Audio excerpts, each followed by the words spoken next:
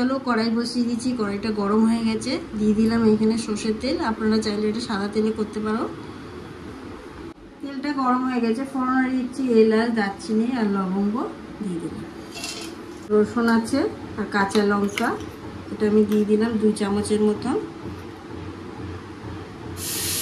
রসুনটা দেখো পোড়া হয়ে গেছে, এইখানে দিচ্ছি 2খানা বড় সাইজের পেঁয়াজ আমি পেস্ট করে নিয়েছি। আদা বাটাটা দিয়ে দিলাম 1 চামচ, 1 চামচ আর এখানে হাফ চামচ, একটু 1.5 চামচের মতন দিয়ে দিলাম আদাটা। এবার দিয়ে দেবো হলুদের গুঁড়ো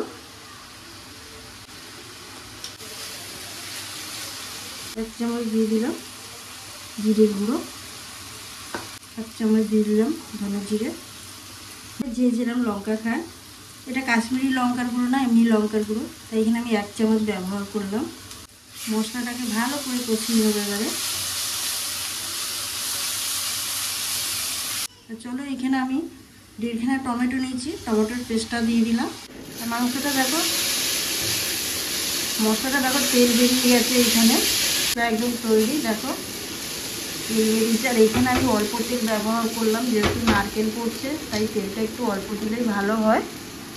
তা না, মাংসটা কোনো ম্যারিনেট করে নেই, আমি ঢেলে দিলাম মাংসটা।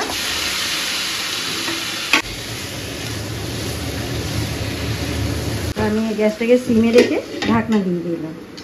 10 মিনিট পর চলে এসেছি, 5 মিনিট ভেবেছিলাম, কতটা জল উঠে গেছে, তেল তেল ভাব উঠে হয়ে গেছে। তো এতক্ষণ গ্যাসটাকে কমিয়েই রেখেছিলাম। তো দেখো এবারে গ্যাসটাকে জোরে দেবো, দিয়ে মাংসটাকে উপরে এবার নারকেলের পেস্টটা দিয়ে দিচ্ছি। নারকেলটাকে কীভাবে পেস্ট করেছি, এইভাবে বেশি একদম পেস্ট করিনি, তা দিয়ে দিলাম।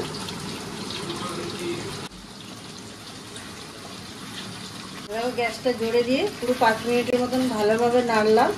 এবারে অল্প করে জল দিয়ে দেবো, যাতে নারকেলের মশলাটা ভালোভাবে মাংসতে ঢুকে যায়, এই টেস্টটা আরও খুবই ভালো আছে। এখানে উষ্ণ গরম জল আমি দিচ্ছি, ছোটো কাপের 1 কাপ। দেখো সিমে 10 থেকে 15 মিনিট পুরো সিমে আমি রেখে দেবো, আর গ্যাসটাকে জোরে দেবো না, দিয়ে ঢাকনা দিয়ে দেবো। ডিমটা দেখো পুরো রেডি হয়ে গেছে একদম।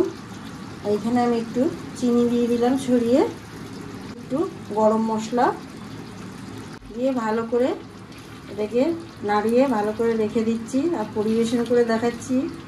লুচি, পরোটা কিংবা নান পরোটা দিয়ে খুবই ভালো লাগে। আর অবশ্যই এটা বাড়িতে বানাবেন, আর বানিয়ে যদি ভালো লাগে অবশ্যই আমাকে চ্যানেলটাকে সাবস্ক্রাইব করে রাখবেন। মাংসটা দেখো আমি পরিবেশন করে দেখাচ্ছি।